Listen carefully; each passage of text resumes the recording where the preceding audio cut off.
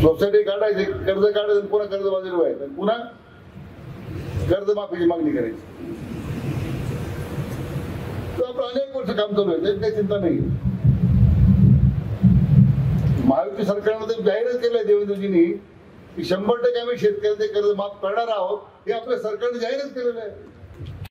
तर मित्रांनो, हा आहे देवेंद्र फडणवीसचा चाटू मंत्री.